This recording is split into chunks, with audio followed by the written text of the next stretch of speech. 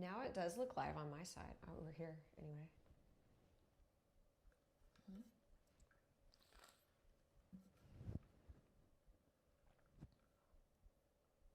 Are they watching us just stare? There you are. Here we are. Oh, look, I see it. Okay, cool. Awesome. Hey, what's up, everybody? Thanks for joining live. Okay, you guys, if you're here live, you probably know who I am, but I'm Shelby Rollins. This is Jazz Davis. Jazz is a long time client of mine. Yes. I literally have known her over half of her life. Yeah. She started taking lessons when you were 9? I think so. 9 years old, and you were 23? 24. 24. Yeah. Oh my gosh, Jess. I have your birthday present still in my bag that I literally have been carrying around and keep forgetting. I'm telling you now so that I'm accountable to give it to you. That's so funny. Y'all remind me to give Jazz her birthday present from a month ago.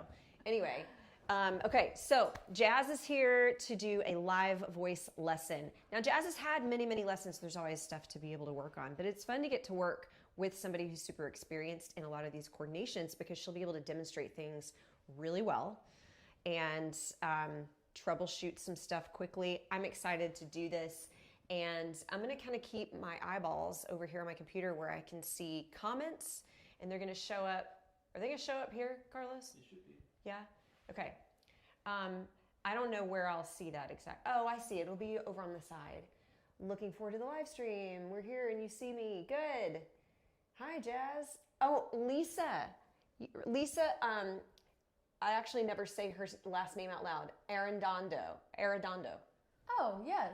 Who knows your family? Yes. Hey. She's in my group coaching group. I don't know if you knew that. Amazing. But No, yes, I didn't know that. She came to me because of your family, actually. Amazing. She's joining from New Hope in Bend, Oregon. Love Yeah. it. No, she knows your family from New Hope in Bend, Oregon. Crazy. Yeah, when I was 4 years old. Literally, that's what she just said. You were 4 years old. Yeah. Isn't that wild? Wow, I haven't heard your name in a hot second, but that took me back. I was like, wait. Okay, that's awesome.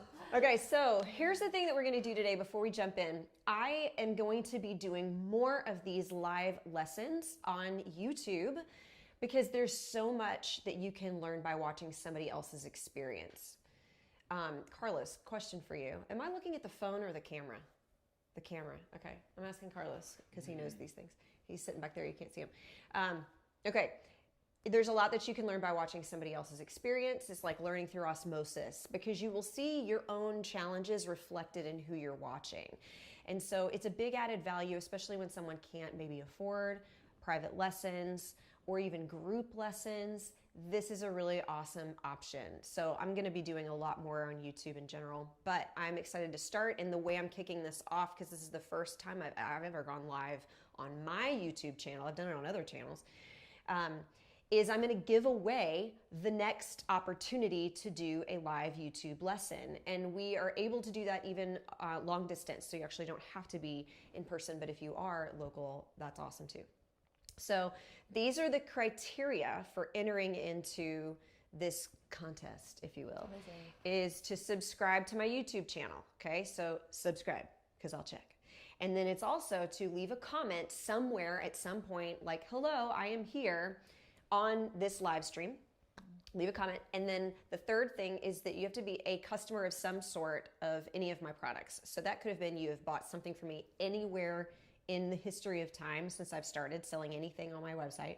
But also, if you haven't yet, you can right now, is you can go to my website. I do actually think that the link to my website is in my YouTube channel, but if it's not, just go to mastervocal.com. Right now, my warm-up product is 50% off, which makes it $10. And if you think it's terrible, I'll give you your $10 back, but then you'd be out of the contest, so, you know. But anyway, I'd still give you your money back if you think it stinks. But okay, we're going to start. So those are the 3 criteria. And if you have questions, I'm going to be answering them in, put them in the chat. So if you see something and you have a question about your voice or anything that we're doing, this is designed to be interactive. So I will be bouncing into that chat here and there as we're going through this. But we're going to start with a warm up. So we're going to do some lip rolls. Jazz is a little bit warmed up. We're going to warm her up more fully and thoroughly and then start digging into some deeper stuff. So Jazz, I want you to say,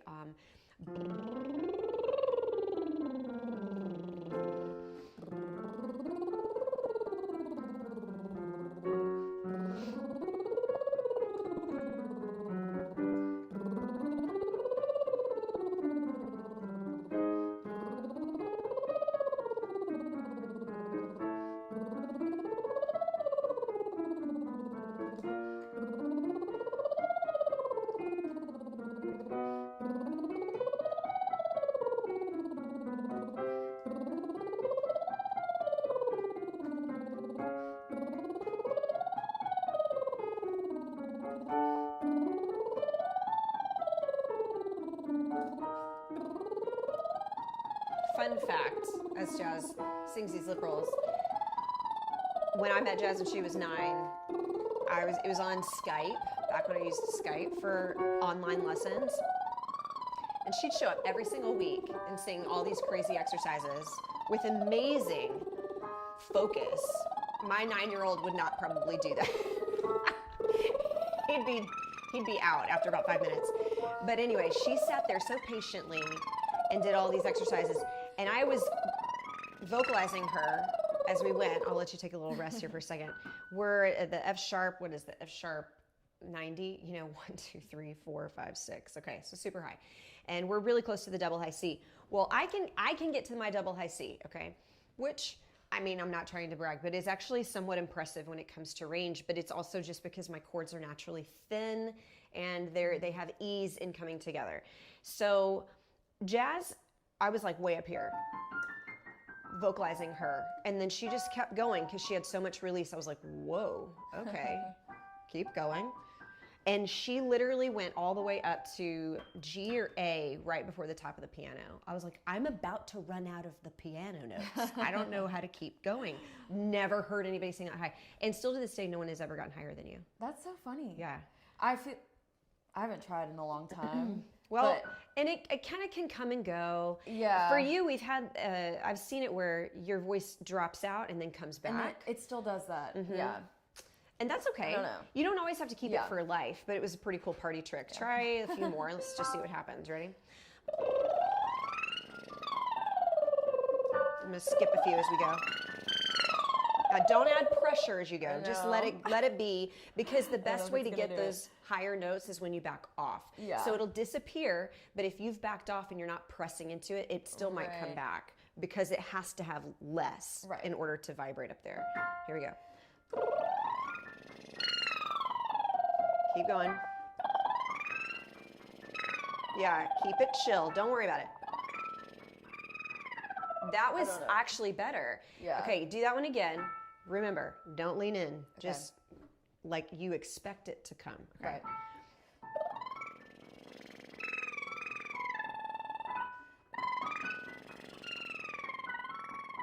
Yeah, it's kind of dancing around up there, but it actually is. Where was that? I heard it pop in. It was about to that double high C. It's always so often a mental block. Yeah. As we think that the higher notes are going to take more effort, so we lean more into them. But I mean, science and physiology will tell you the highest notes take the least amount of muscular effort and airflow. Right. So less is more. I mean, literally, backing way off is the way that we get there. It's just so hard for our brain to conceive this. And so what was happening is it dipped out on the way up, and it didn't completely come back at the very top, but it came back sooner on the way down, which tells me that your mental block was saying, I got to get up to that high note. That one's hard. Right. Once you've turned around, your body relaxes and your chords came together sooner than they did when they came up, which meant, whereas on the way up, like here, where were we? It was like here. On the way up, it dipped out around that F sharp, and then kept going. It was gone, it was gone, it was gone, it was gone, it was gone. It came back around that C sharp, B flat territory, which is like almost a half octave higher. And so it's there, right? It's all just about kind of tricking our brain into that. Now, the stuff up there is not all that necessary, but it is kind of exciting to play with. I'm always like, is it still there? Well, and when Jazz was 9, I was like, who do you want to sing like? And she's like, Mariah Carey. And I was like, well, okay, that's ambitious. But then she could sing all of those crazy whistle notes that Mariah Carey could sing, plus a lot of those runs. And then it was Ariana Grande. We wanted to sing like Ariana. Yep. And now we want to sing like who? Me. Yeah! Right answer. Yes. Oh, my screen went black. Is that bad? I don't want something bad to happen because my screen went dark. Okay. Also, should I put my phone on Do Not Disturb and my computer on Do Not Disturb? I don't know if I get some accidental phone call, if it's going to screw anything up. Okay. So let's start not in the stratosphere, but just for the sake of warming the rest of our voice back down. We're going to jump basically an octave, which is still pretty high. Go.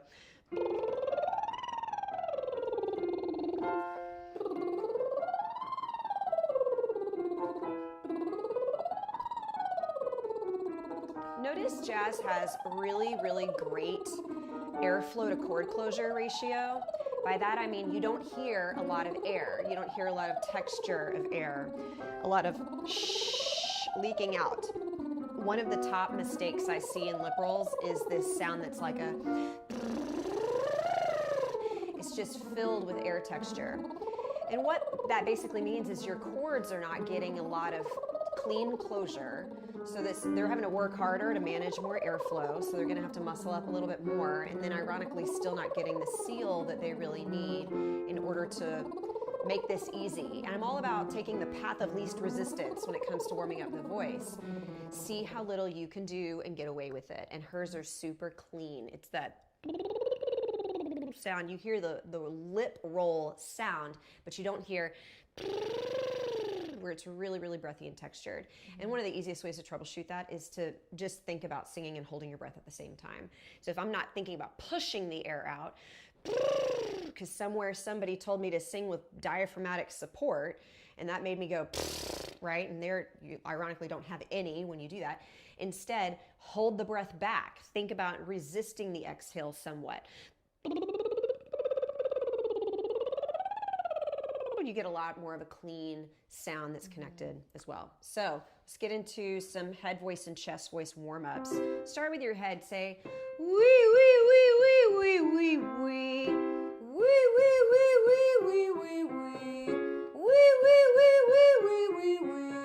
Wee, wee, wee, wee, wee, wee, wee. Wee, wee, wee, wee, wee. Yeah, really good. Wee, wee, wee, wee, wee, wee, wee. Wee, wee, wee, wee, wee, wee, wee. Wee, wee, wee, wee, wee, wee. This is Jazz's second bridge.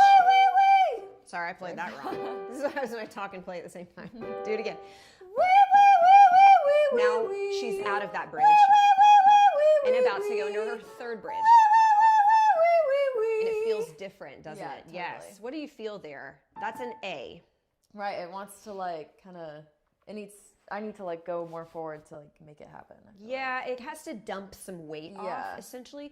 So you're in a pretty healthy head mix in that wee sound, which is basically just like, I always want to use the word pungent, and I don't think that's appropriate because that makes it sound like it smells bad, but it sounds loud. It's just pingy. Right. It has a lot of vibration to it. So when you have that wee, it picks up a lot of resonance in that pharyngeal space, which is partly out of that mouth. You feel it in the mouth vibrating and in the nasal cavity, which is why there's this element of mix. But when it gets a little bit higher into that third bridge, especially, some people really feel this strong in the second bridge, EFF sharp, for the female soprano second bridge.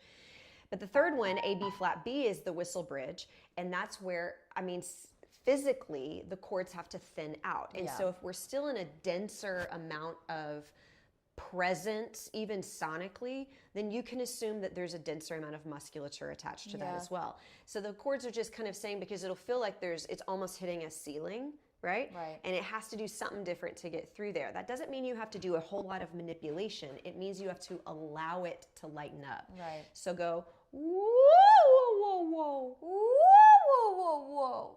Yeah. Whoa, whoa, whoa. Really nice. Now it's thinner. It's also a little bit quieter, but that's okay. It's not like you have to take anything loud into the, far reaches of the earth with your voice. But it seems like sometimes there's this internet obsession with singing loud and high, like way up here, which is just non-human. You know what I'm saying? Yeah. So we're plenty high, and A is higher than pretty much anything you're going to hear in a song, unless that singer is singing in a whistle voice, which is not loud, right? That's exciting, but it's not loud. But the concept of thinning out our chords is actually a really healthy skill for any singer. It doesn't mean everybody needs to learn how to sing and whistle. Don't hear what I'm not saying. But being able to thin out the vocal cords as you ascend is a vital skill for anything that you should be able to do successfully in the wholeness of your range. Right.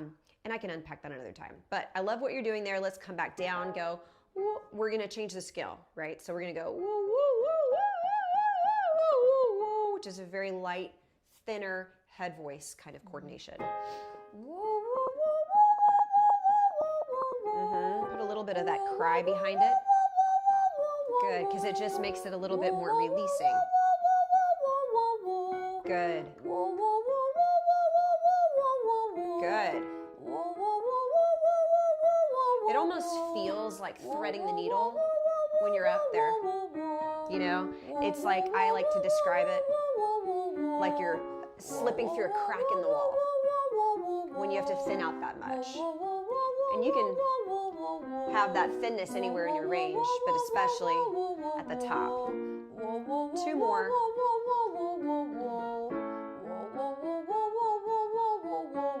Love it. Okay, I'm going to do one more exercise, and then I'm going to look at the comments, see if there's anything I should look at. Unless, Carlos, you want to tell me? Carlos can tell me if there's questions. Okay, we're going to do let's do a yeah in your chest voice. Kind of New Jersey, okay? Yeah, yeah, yeah, yeah, yeah, yeah, yeah, yeah, yeah. Yeah, yeah, yeah, yeah, yeah, yeah, yeah, yeah, yeah. Good, we're going to go down first. Yeah, yeah, yeah, yeah, yeah, yeah, yeah, yeah. Yeah, yeah, yeah, yeah, yeah, yeah, yeah, yeah, yeah. Good, drop that jaw. Yeah, yeah, yeah, yeah, yeah, yeah, yeah, yeah, yeah. Good. Yeah, yeah, yeah, yeah, yeah, yeah, yeah, yeah, yeah. Back up. Yeah, yeah, yeah, yeah, yeah, yeah, yeah, yeah, yeah. Yeah, yeah, yeah, yeah, yeah, yeah, yeah, yeah, yeah. Yeah, yeah, yeah, yeah, yeah, yeah, yeah, yeah, yeah. Yeah, yeah, yeah, yeah, yeah, yeah, yeah, yeah, yeah. Good. Yeah, yeah, yeah, yeah, yeah, yeah, yeah, yeah, yeah. Yeah, yeah, yeah, yeah, yeah, yeah, yeah, Good, yeah. keep it narrow here. Yeah, yeah, yeah, yeah, yeah, yeah, yeah, yeah, yeah. Kind of pucker out those lips. Yeah, yeah, yeah, yeah, yeah, yeah, yeah, yeah, yeah. That was it. Okay, so this was really subtle, but the one right here had a little bit of a yeah, yeah, yeah, yeah, yeah, yeah, yeah, yeah, yeah, whereas this one, yeah, yeah, yeah, yeah, yeah, yeah, yeah, yeah, yeah. She narrowed her mouth just a little bit, and it made a pretty big difference because this is right before that first bridge, right, where typically our approach is as we go higher in chest voice, we go wider, right? Yeah, yeah, yeah, yeah. And that makes us start to shout and pull up chest and yell. Not good. But instead, if we think about going more narrow toward the top, yeah, yeah, yeah, yeah, yeah, yeah, yeah, yeah, yeah, you start to find that tilt, which we were sort of talking about before with thinning out head voice, how it has to dump weight off. It's sort of like following this C curve, if you will. And when you do that in chest voice or really anywhere, you'll start to notice that your body begins to activate the necessary coordinations to tilt into or toward mix, which is where we're about to go.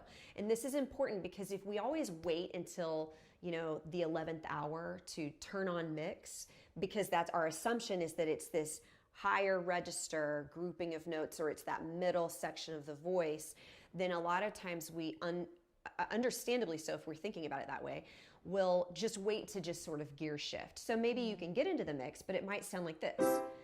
Yeah, yeah, yeah, yeah, yeah, yeah, yeah. And I got into a little bit of a mix, but you heard it break. And it actually lacked a little bit of that consistent fullness that I had at the bottom. If I'm thinking about getting into my mix sooner, like the bottom, the first note, yeah, yeah, yeah, yeah, then that higher note is effortless because I started mixing earlier. Right. And everybody's like, wait, how do you mix earlier? Well, let's talk about that. But first, show the people. Let's do a meow. Okay.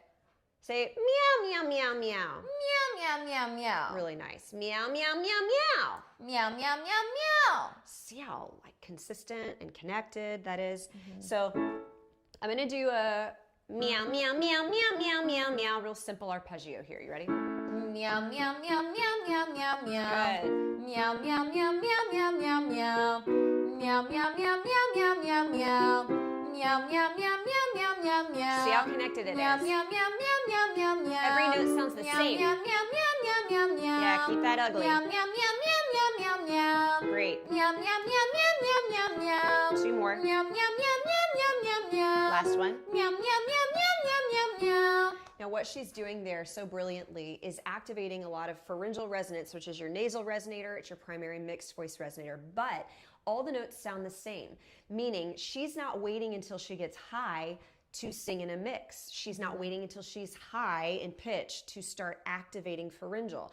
She's not doing this. Meow, meow, meow, meow, meow, meow, meow, because then you're gonna have these issues of connection, right? Where it feels like a downshift to come back down, you know, and or letting go too much on the way up. So how do we navigate this? And this is where people are like, I'm finding my mix, but I can't seem to really fix connection. And most of the time it's because you're thinking of mix as a register, not a coordination. And the coordination means I can blend my resonators anywhere, right? I don't have to wait until I'm in mixed territory, which I do think that there is this aspect of that's true about mix being a grouping of notes, a register. I just think it's more fundamentally true that it's a coordination. And when I think about it that way, mix becomes easier. Connection becomes sometimes resolved because I'm going to go meow, meow. I was like, what note am I starting on? Meow, meow, meow, meow, meow, instead of meow, meow, meow, meow, meow, meow, meow, because then I'm still trying to dodge and like, you know, circumnavigate this thing instead of just go straight through it. You can go straight through if you mix the whole time. So, I love that. Good job. Let's, well, you're pretty warm. Yeah. So talk to me about, Jazz is a professional vocalist. She sings background vocals for an artist. Can we name the artist you sing for? Yeah, That's not a secret. I sing for Sarah Evans. Yeah, she's a country artist, and we do what they call Weekend Warrior Tour, and we're gone every weekend doing shows. Yep. Yeah. Sarah Evans, I grew up listening to, and I remember when Jazz told me that she was given this opportunity to go on tour. She was like, this artist, I don't know if you know who she is. Because she was huge in the late 90s, early 2000s era. And she's like, her name is Sarah Evans. I was like, oh yeah. No, I know who Sarah Evans is. I have vivid memories of blasting Born to Fly in my car in Panama City, Florida, driving around in high school. Totally. And now, fun fact, my 5-year-old will regularly request Sarah Evans in my car on the way home from school usually. I'll pick him up. He'll go, Mommy, can you play Sarah Evans? Which means he wants to hear Suds in a Bucket. Yeah. Which is her arguably biggest hit. Definitely. Which actually I thought Born to Fly was, and then realized I was wrong. But Born to Fly was the biggest hit in my heart. Yeah. I feel like they're pretty neck and neck though. They're close. Yeah. Mems. Yeah. Goes way back. Anyway, so Jazz sings backup for Sarah Evans. And you used to sing the lower harmony, now you sing the higher harmony.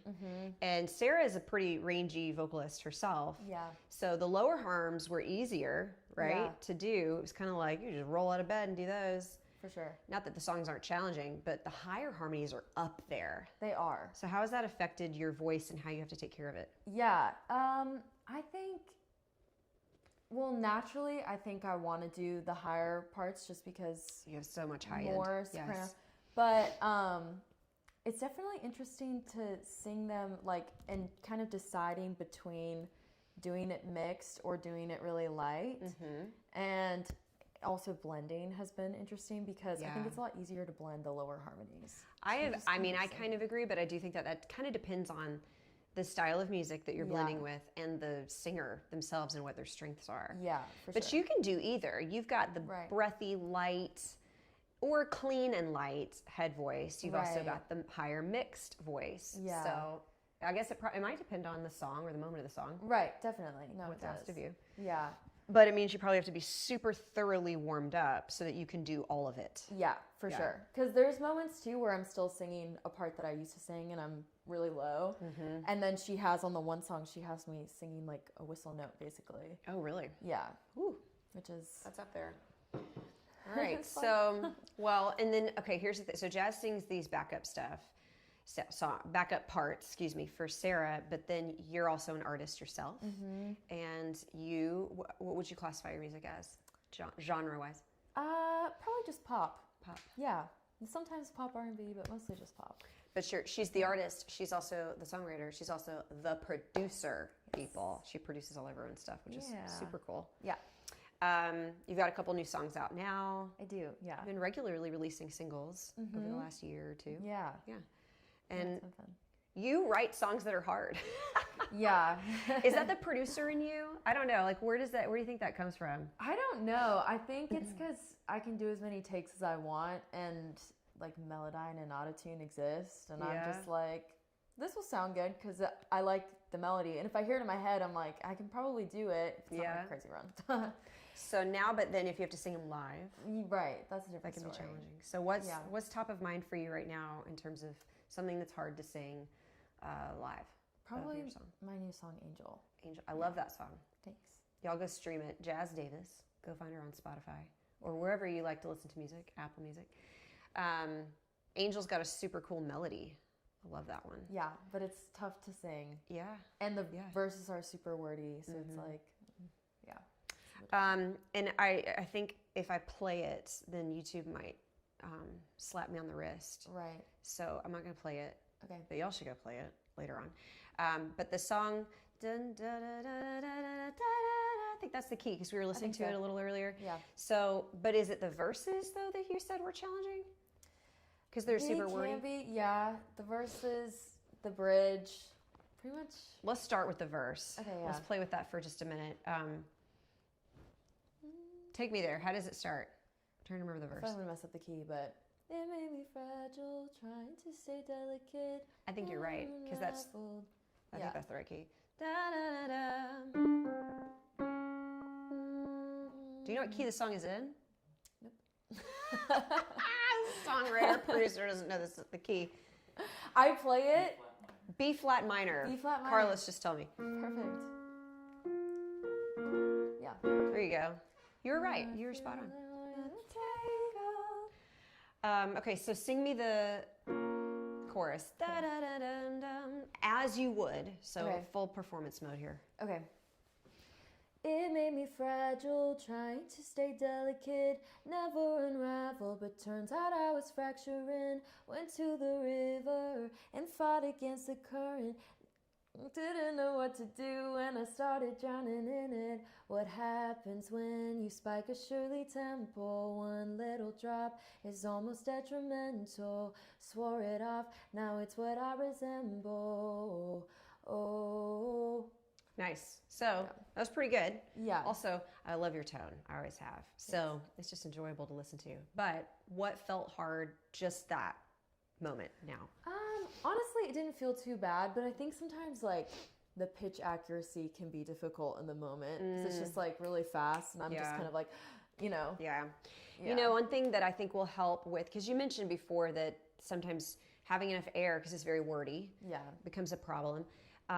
Both of those things can actually get resolved in a similar way. Okay. And it has to do with the diction of it. So whether that is making sure the pitch is spot on or that you have enough air to get through the phrase, the reason this helps is because if you're a little bit more punctuated on consonants especially, then you're going to be more speech level, which improves our intonation.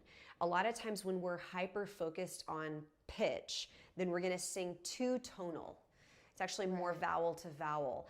And that hyper focus, ironically, can make us worse in terms of pitch. When you're a bit more speech level, your physical approach to the phrase is different. You're a little bit lighter to the touch of the muscle, heavier to the touch of the articulation, which keeps things a little bit more bouncy, which improves the people being able to hear the words that you're singing.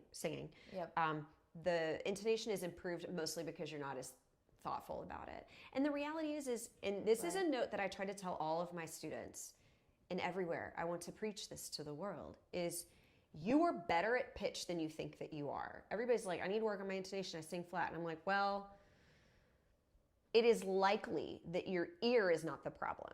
It is likely that the root of that is different. It is either you're pushing too hard and it makes you flat, you have unbridled release that makes you sharp, or you're hyper focused on it and it just messes everything up mentally.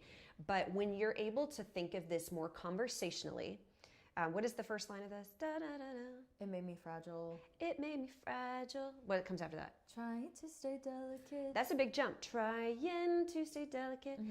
If I'm trying to sing that interval and I'm really concerned about making that happen correctly, then I might go, what is it? You made me fragile? It made me fragile. It made me fragile. Yeah. It made me fragile, trying to be delicate. And I'm gonna like swing myself up to it because I'm thinking about it too much.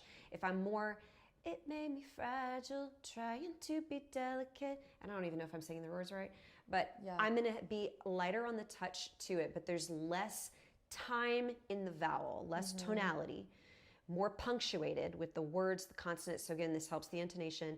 And then in terms of air and not running out of it, more tonal singing is going to utilize more of your breath. And so if I have more consonants, and this is mostly the case, okay, then I'm actually going to use a little bit more air resistance on the exhale, put more punctuation and pop on those consonants.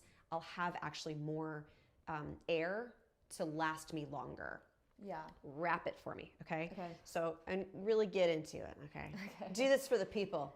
Yeah. So, it made me fragile, trying to stay delicate. It made me fragile, trying to stay delicate. Keep going. Never unraveled, but turns out I was fracturing. Keep going. Went to, these are so funny to rap. Like, I don't know. Talking about delicateness, yeah. and we're rapping it. But that's great.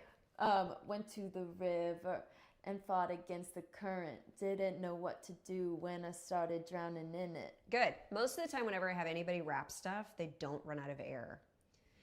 Yeah. But you're still saying all of the words. So it's like, what of this really is impacted by the notes moving around? Yeah. You know what I mean? Right. Versus us thinking that it needs so much. But the reality is our mindset affects this so deeply that we think about singing in such a different way, such a different lens than we do speaking or rapping. Yeah. And so when you can shift that and reframe, it helps us to not be so precious about it all the time. Right. Be a little bit more, go with the flow, and have a different type of expectation. Yeah. It's that we expect it to be easy. Because I say this a lot. If you expect it to be hard, if you think that it's hard, you will approach it with striving.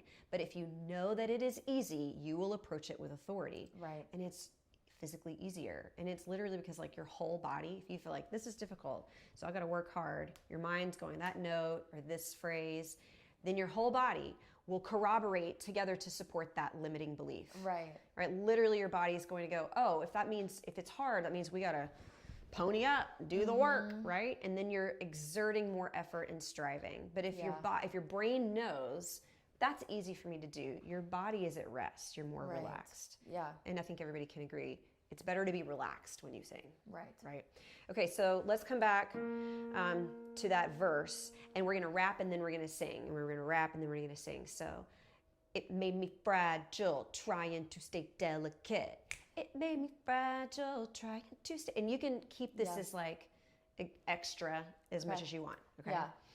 It made me fragile, trying to stay delicate. It made me fragile, trying to stay delicate. Good. Next line, same thing. Never unraveled, but turns out I was fracturing. Never unraveled, but turns out I was fracturing. Yeah, that was good, but give me that fracturing, because I love the word fracturing. Yeah. One, I don't hear it much in a song, but it's got a onomatopoeia kind of a vibe, right? Where you want to hear, like boom, pow. Isn't that an onomatopoeia? Carlos said yes. Where it sounds, the word sounds like what it is. It is what it sounds like, that kind of idea, right? And so fracture has that hard k sound, which emphasizes a breaking, a fracturing. So if you punch that, it makes that word come alive a little bit more emotionally. Right. So sing that, rap the line and then sing that line again. Okay. Never unraveled, but turns out I was fracturing. Never unraveled, but turns out I was fracturing.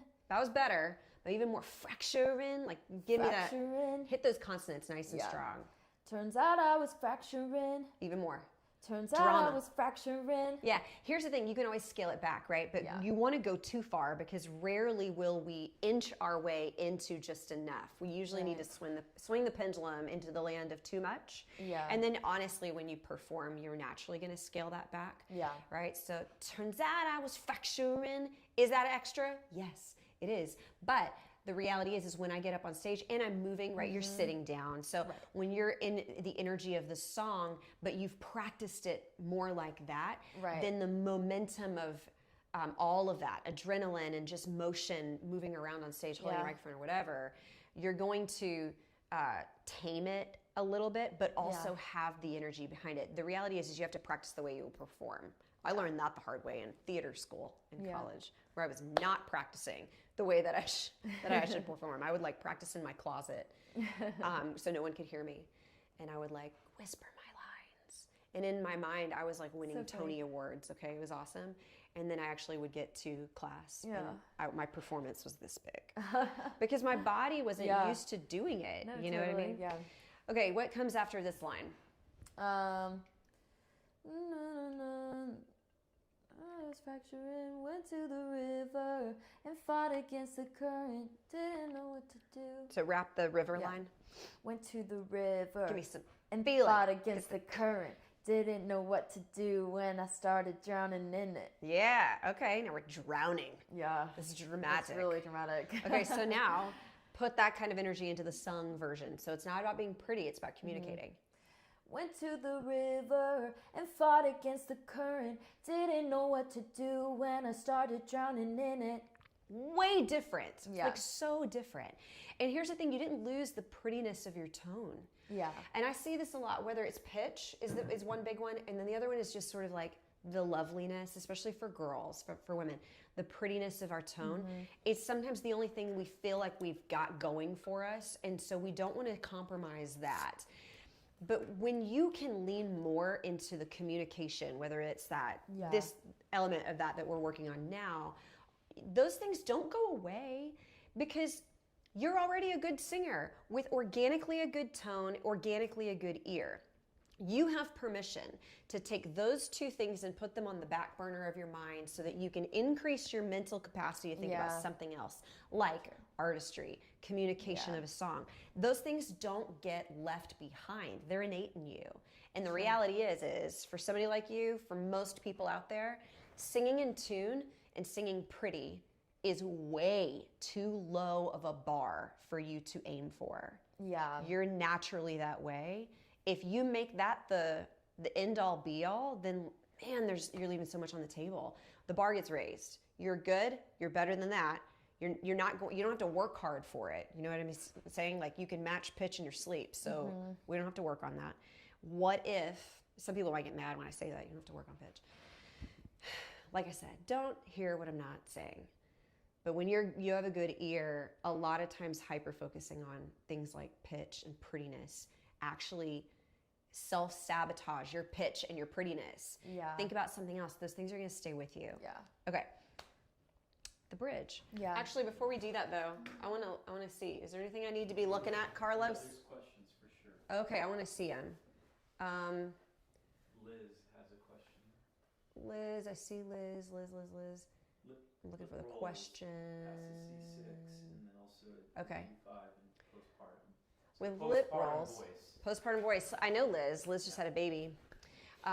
With lip trills, I can't get past a C6. That's one I always have to count because I don't think about the numbers like some people do. 1, 2, 3, 4, 5, 6. Female high C. Right there. Can't get past those. And that's on a good day. Can't get past that. Does it matter? What am I missing? If I want to extend my range in postpartum, I can't get past a G5 really in the trills. Okay. Which would be there. My voice postpartum took, anywhere from 3 to 12 months to feel normal again. And it didn't feel totally whack, but it didn't feel completely like myself. And actually that depended on the pregnancy. So it was different every time. With my last one, it was actually the hardest. And that had to do with chronic nasal congestion, which has honestly still been a challenge for me ever since. And he's 5 now. But I had really, really bad pregnancy rhinitis, which is inflammation in the nasal cavity when you're pregnant. And so inflammation in general is a big part of pregnancy. Everything gets inflamed, not just your tummy. That's why people get like cankles. It's water retention. There's just inflammation everywhere. And so as they call the 12 weeks after you have a baby, the 4th trimester, because it is that recovery process for the body, but often it takes even longer than that. It kind of depends on the person. It might depend on the birth trauma. It might depend on the health of the individual. So all of those variables can really play a pretty big role in that. I would ultimately be patient with the range piece of it. And I know Liz, I know she's a good singer. She's a really good singer. But the thinning out of the voice, you can work on that from other angles, not just lip rolls, tongue trills, the SOVT angle, but light edge work and head voice work are also a really big part of de-inflaming things and reducing all of that inflammation. I mean, obviously there's different supplements, there's different things that you can do from a general health standpoint, but vocal therapy is huge for that because it's not just about a voice that's wrecked or damaged, but one that is tired or inflamed. And that can come in a myriad of contexts. I actually have a vocal therapy course. If anybody out there is interested, you can go to my website and check that out. But using some vocal therapy stuff, I love light edge. Things like are a big part of any kind of vocal recovery that I do in any context where I need therapy. That's a big thing that I do. The whoop, whoop, whoop, whoop exercise is also really good one, because what it's doing is it's thinning out the muscle, which is necessary for reducing inflammation. And therapy of any kind, PT, vocal therapy, you learn how to heal the muscle by activating it properly, right? So you don't just rest. That is part of it. But you have to learn how to re-engage the muscle properly. That's actually how the muscle fibers heal themselves. And so when you're able to do that properly and allow those vocal cords to vibrate safely, they're in this space of healing. So I would just be super patient with that and work on some edge coordination stuff. Okay. Do you usually have your students sit for warm-ups? She's sitting? Actually, yes, I do. And would there be an instance when you have them stand? Is there a benefit to standing? Here's my general hot take is I want the student to do what is most comfortable for them to be in a relaxed state. Some people, that is standing. I have some students who prefer to stand, and I'm like, here for it. Stand if you want. For me, personally, when I vocalize myself, this is interesting, I would rather stand. When someone else is vocalizing me, I actually would rather sit down. And I've seen people, I remember when I first met Brett Manning, my mentor, I watched him vocalize somebody, and it was a really young girl, and she was in a swivel chair like this, and she was singing like, meow, meow, meow, meow, and like swinging around with her feet up, and I was like, whoa, it was blowing my mind of what's allowed, right, to happen. And I remember thinking, wow, I put a lot of stock into the posture piece of this, and I think posture is actually quite important. However, and I'll correct it sometimes if people are kind of like this, like shoulders forward, their neck is sticking out, mostly because of neck muscle problems. So I'll be like, all right, roll it back, because often that can create tension. So I want them to be in the most comfortable position of spinal alignment for them presently at that moment, because some people have some bad spinal problems. Their neck is already pushing forward. And this was me in college. I had a coach who hated my voice lessons in college.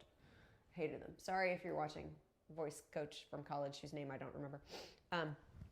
She'd make me stand up against the wall and like put my head on the wall because I had terrible neck alignment. Okay, so this was a problem for me in my lack of chiropractic care. My neck protruded forward at a high angle, but that was relaxed for me. That was normal for me. So to do this, my neck was like, and so I sang like this because it forced my neck into a place that it was not ready for. And I had to go through years of chiropractic care to correct my neck C-curve so that posture was comfortable. And so I do feel like it's important to work with the posture of the individual, encourage them to see a chiropractor. Honestly, I think it's really important for singers. And now taller posture is really comfortable for me, but also because of the fact that I've worked really hard on improving and correcting my neck alignment, these muscles are not playing nearly the same role that they used to play and just supporting my head and holding it up on top of my body because they were having to engage to hold my head up. Now they're not doing that nearly as much, so it's easier for me to relax those muscles. So I've literally had people lay down to sing. So I think it really just depends on what's going on in that individual. Let's see. Regarding requirements for the free lesson, let's jump back in on that. I'm ready. I'm already a customer. Awesome. Love your warm-ups, vocal therapy. My account with you is under a different email than my YouTube subscription, Lisa Ingram. Well, now I know. Now I am aware, and you were entered, Lisa. Okay. As long as you're subscribing to my YouTube channel. Would love tips for blending the higher harmonies better with pop-style female worship leaders, which actually you could totally speak to. Using the artist's own song. Yeah. What a cool melody. She has a great voice. Loving the rapping. Oh, thank you. People are loving you. Sweet. Okay, so the question about Tips for blending higher harmonies better with pop style female worship leaders. And really you could just sub that in for any genre in pop music because they're very similar in nature of the style. So what have you noticed is important for you, even on stage? Country is still in essence pop, right? Yeah. Depending on the country artist especially, but when you have to sing anything that's a pop higher harmony, which you've done for other people as well, not just in the country world, what have you found to be the most important aspect of finding a blend?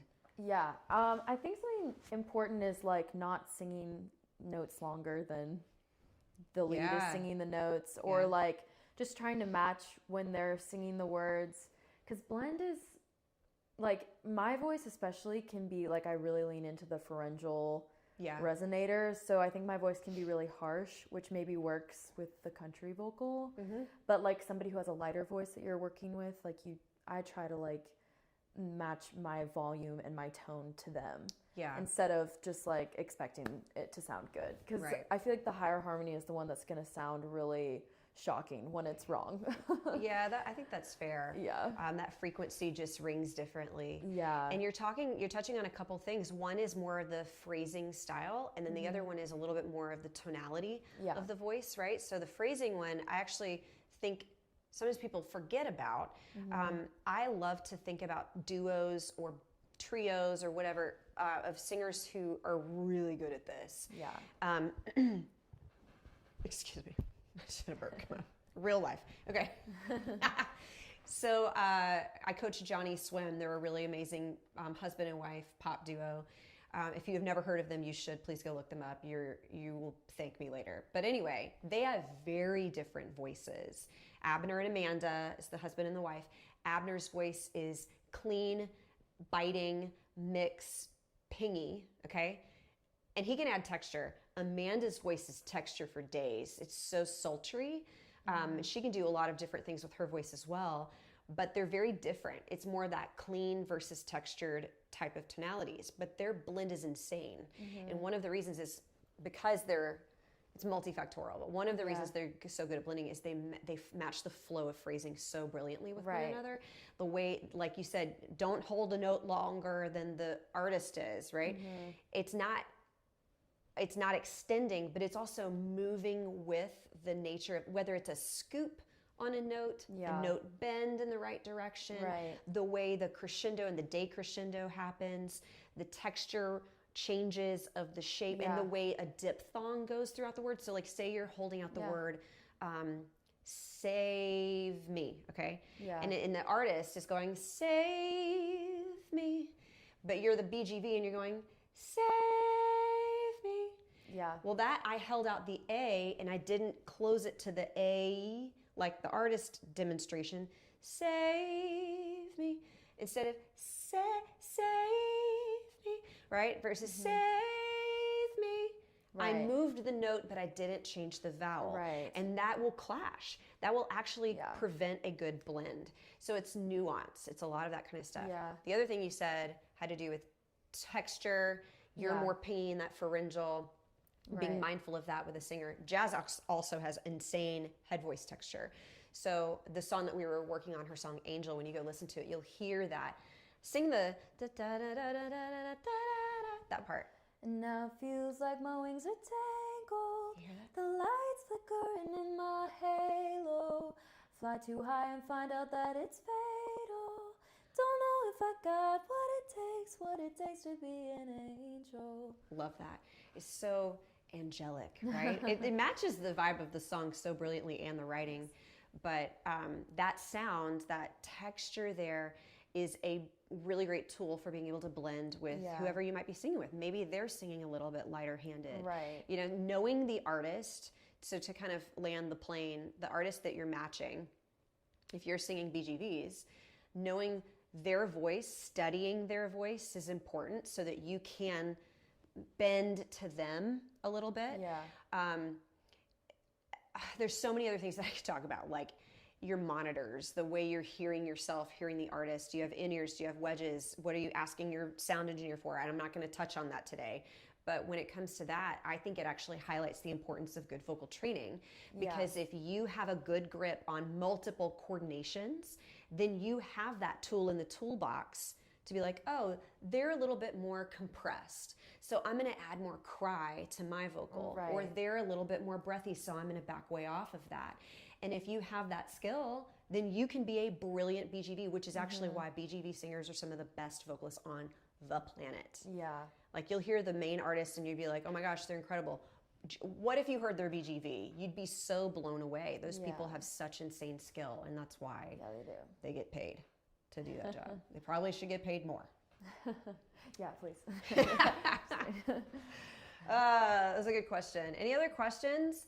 All right, so I'm going to give a second if they come up, but like I said, if you've been on the live, if you're subscribing to my YouTube channel, bonus points if you share it and tell your friends. And then you've purchased a product. Remember, my warm-up today is until maybe like 9 in the morning tomorrow. The warm-up will go back to the $20 price. Right now it's $10. And you get 2 for 1 for the record. So if you're a female, you buy the female warm-up. You get both the soprano and the alto version. Male warm-ups, you get both the tenor and the baritone version. So there's multiple of them. It's really great for on the go. It's audio only. There is no actual coaching instruction in that, so bear that in mind. I'm not teaching you how to do these exercises. So watch my videos so that you know how to do them.